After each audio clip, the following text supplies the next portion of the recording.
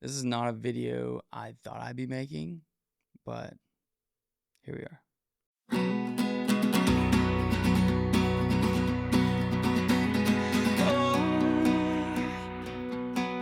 Following a dream, it's not easy as it seems. Following your dreams, they're elusive things. Oh, the vision that you've seen, what you had in mind, and what you So on Thursday, we headed to Dallas to stay with our friends for a couple days, which was a lot of fun. Our kids got to hang out. We had a blast. Got to eat some good Texas barbecue and just go hang out and have a good time. So really enjoyed Dallas. We got to spend for those first few days. A lot of fun. And then we headed down to Houston on Saturday for the expo. We went and did that. Great expo, really cool. It's cool to see like a lot of brands that I like support or use and like haven't seen in person. So like getting to see some of their stuff, some of the things they're having to offer this year was really cool. And just the overall, the way they did it, when you walked in, you checked in, everything was like really flawless and easy. And so, and you set an appointment to do this, which was cool. So like a lot of places you just go from a certain time till they close when they open. And then this is like you sign up for a certain slot, which is great because I think it was 25,000 plus people in the race total. So it was a good, great expo. Went back to the hotel. We kind of got ready for the night. Realized Bennett didn't have diapers, so that means I was going to the store. So yeah, we ran out of diapers. So here I am. The hotel comes with valet parking. You can't, like, unless you park somewhere else, you can't not use it. And so I didn't want to get it to drive like a block. So I ended up walking and then realizing that like I probably should have just drove because it was so windy. I had gone out for a shakeout run earlier and it was just incredibly windy. Well, I really hope the wind dies down. But nevertheless, we got the diapers, got back to the hotel. We ended up just ordering food in. The restaurant we thought we were going to eat at in the hotel, which is like an Italian restaurant, that first night, they're actually only open until like 2 p.m. So that didn't work out. And so we ordered some food. Me and Bennett got pizza. Sarah got Alfredo and some tiramisu. And then we watched a movie and went to bed. Watched The Other Guys. This is my wife's favorite movie and honestly one of my favorite movies as well. It's fantastic. If you haven't seen it, you should. So we did that. Woke up race day morning, kind of early, obviously. For some reason, my watch had an alarm set from like a run I had, previous like few days maybe. And so at 3 a.m. it went off. And so I was up, got up, kind of made some coffee, got dressed, talked with Sarah about the day. Sarah being at this point 31 weeks pregnant, we kind of like I told her like, don't come to the start, just come to the finish. It just doesn't make sense with you and Bennett. So they were going to chill in the hotel room, have a good morning, and I would see them at the finish line. So I then started walking, heading towards the race, which wasn't even a mile away from our hotel, which was awesome, and realized how still cold it was. And so I was trying to get away with running in a singlet and my half tights. So I was wearing a sweatshirt, and I was just gonna, toss it to the side. A lot of these races, they donate a lot of the what they call throwaways, and so a lot of people will, buy something specific for a race, and so I had that on. I was walking with a group of runners, and then I saw that Starbucks was open, and I didn't necessarily want a coffee that late. I had already had one that morning, but I really wanted to go inside where it was warm, so it was like halfway between. So it was like maybe a quarter mile away from the corrals. So I went in there. I ended up ordering a cup because I felt bad, and I kind of sipped on it on my way to my corral. Got to my corral, felt pretty good. I kind of got around a group of people who were running similar to my pace or a little faster, and so that's kind of what my plan was. I wanted to go a little bit faster than 3:15 pace to give myself some cushion in case the course was long, which ended up being a little long on some miles. I noticed I was manual splitting some of my miles, and yeah, it was a great. The atmosphere was incredible. I mean, this is one of my favorite races I've done. I feel like I say that a lot, but the atmosphere, everything was amazing. You just can't beat. Like I've fallen in love with like the ultra marathon when I did Mamba and a few other 50Ks and stuff this year, and I'm excited to do a bunch of ultras in 2026 and 2027. But there's the feeling you get from this start at the marathon is something like you don't get in an ultra, and it is just incredible.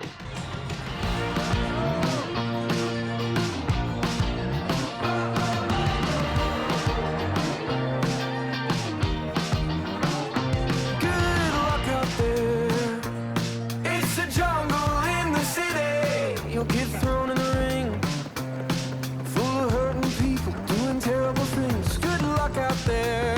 Get better than this. It's a jungle in your neighborhood. You'll get buried alive by the millions of people underneath the skyline. So if the nights get darker and it gets so cold, wait a minute for me, my darling. I wanna walk you home. And if the nights get longer and you feel alone, fathers and mothers, sisters and brothers, put your hand on your chest and let your heart beat. Let your heart beat. When you rise and you're flying high and the darkness comes and sucks you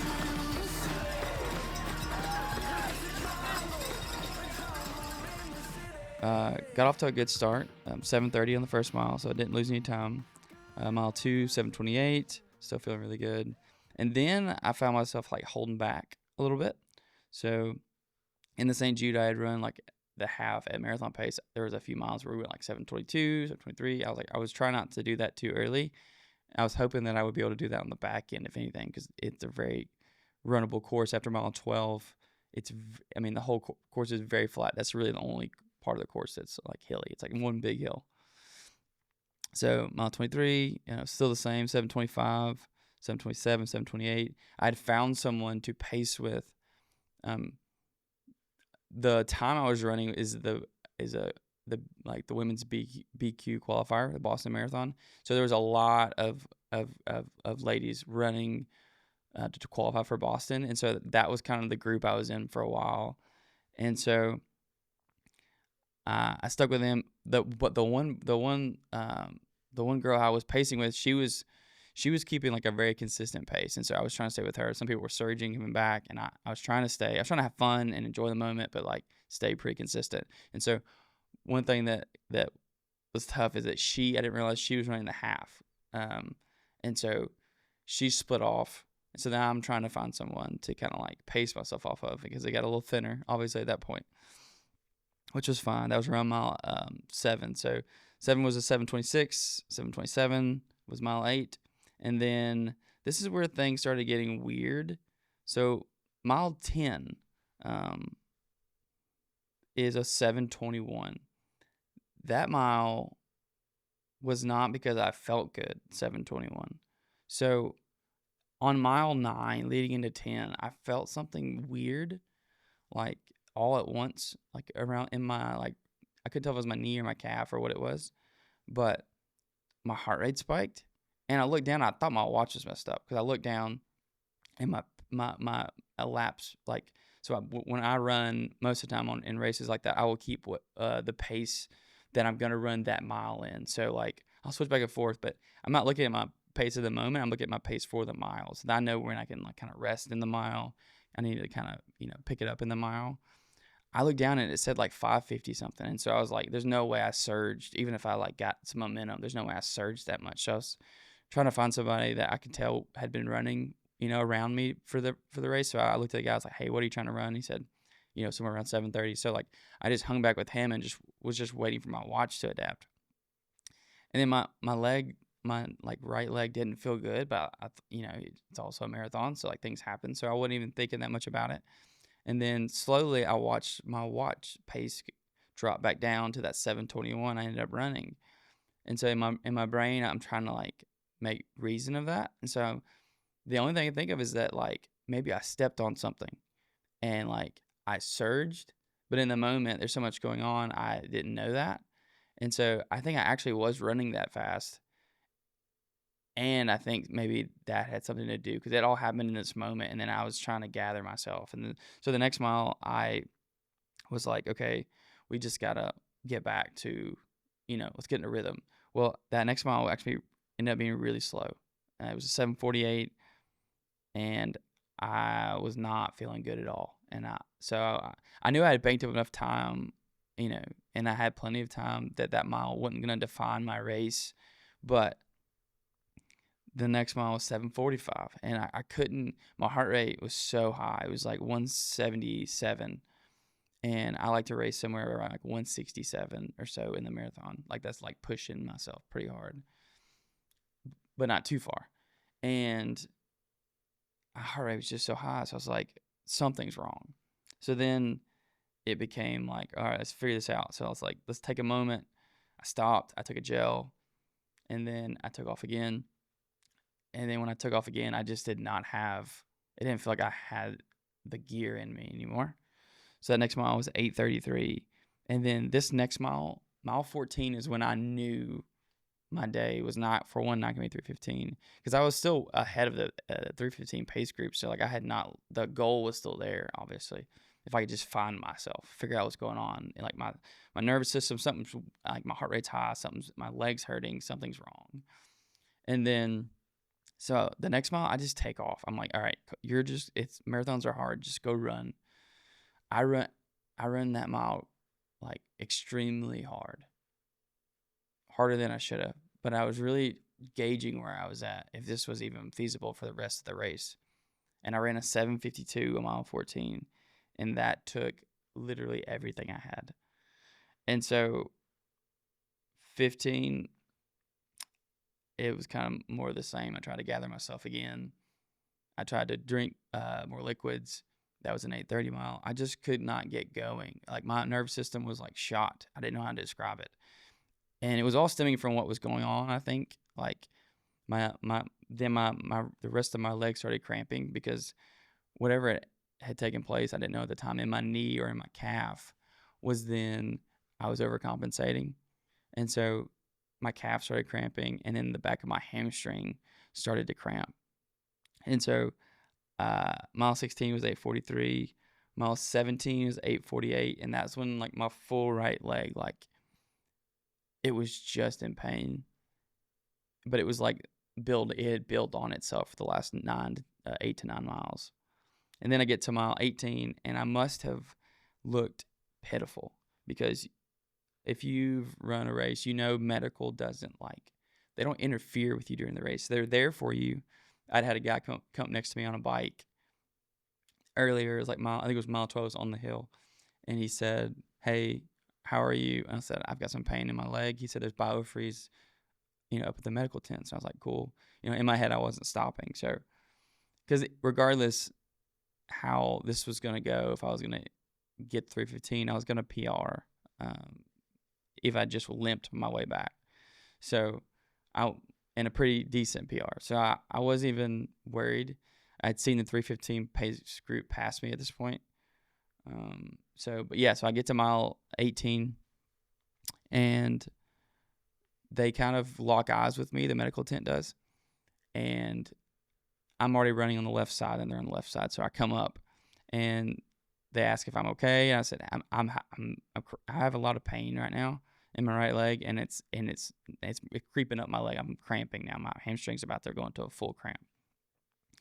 And so they set me down. They asked if they could do some strength tests. They actually tested me for they asked if I had asthma.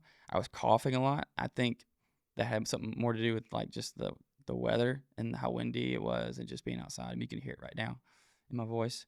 But so they did some strength tests on my right leg, and they just didn't love how weak it was.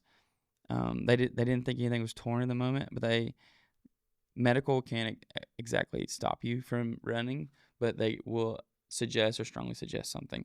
And so they strongly suggested that I not continue. And that would be the smartest decision for me. But if I wanted to go, they would put BioFreeze on my whole leg and send me out and have people monitor me as I finish the race. But in that moment, I have such big goals for 2026.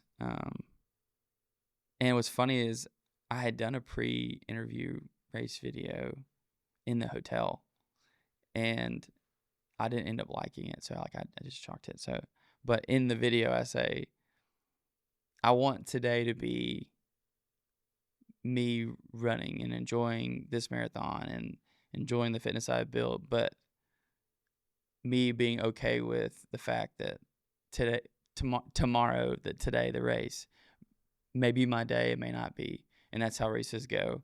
You can have, I mean, I've done a 22-mile workout, a 19-mile workout where I've hit all these paces and done more elevation than I'm going to do for the race, but it's a different day. And that's the thing about it. And one thing I've had to learn is, like, you're only as good as you are on that day. And so that's all I'm going to do is just do my best. And so I'm going to have a good time as much as I can and enjoy it. I'm really excited to race the Houston Marathon. So I felt like I did that. I feel like I had too much coming up that I didn't want to mess myself up for the year. I had too many goals.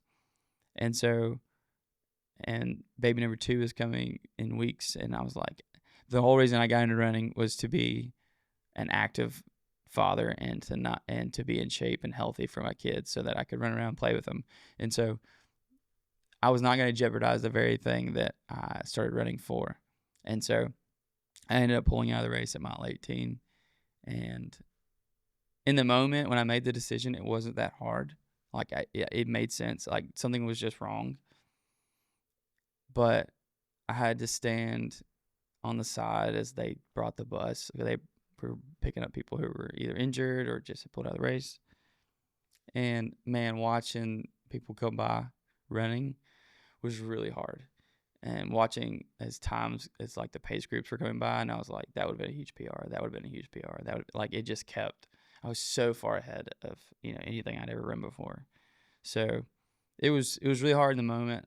I don't regret it at all. Like, I know I pushed myself pretty hard, and I know that there's just things I need to work on. So strength training is one. So that's one thing. The first thing I've started this next week back. I haven't run yet. I'm actually about to go run for the first time. It's been 5 days, but there's nothing tore or anything like that. I have a weak IT band and hamstring in this right leg, and because of that, it caused a lot of strain in my calf because my IT band was doing some funky stuff, and so I've got to get some hip strength this year, and so for my cadence and I've just got to strengthen this my legs up a little bit, my body. So just another thing I've always heard that you need to be doing some strength training, but I'm starting to realize that as many miles I put on my body and as many as I want to put on this year, like, I can't, not listen to my body. So yeah, that's the Houston Marathon. But let me say that if you're watching this and you've run a race where maybe you just ran a race where you didn't finish, and there's so many different stories to the marathon. I was talking to people before, friends, and like, people were qualified for Boston. Some people had just PR'd. Some people didn't have a good race, but they finished. And then there's me who didn't finish. And so there's so many different experiences you can have with it. But man, it's such a just like test of just your like overall will, strength, but then it's just sometimes it's just not your day. And so I didn't love that it wasn't mine, but the continued progress in pursuit of that, and pursuit of finding out things about myself, is why I do the endurance, why I have enjoyed doing endurance races so far, and why I'm going to continue to do them. And so just because you may have not PR'd or even finished your race like me, it doesn't mean that you didn't learn something or push yourself. And so that's why I'm doing these things, is to learn more about myself and to push myself into places I've not been before. Thank you for watching, and I hope that's been beneficial for you. Either you were at Houston, you got to see, just perspective of someone else who had a different day than you, or if maybe you had a similar day to me and you need to pick me up. So I hope this can be that for you. So let's go get it. Stars are tracing the sky like city windows. I watch you reflect in your eyes.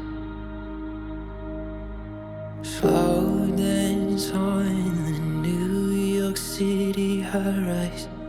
You and me on top of the world, and I'm feeling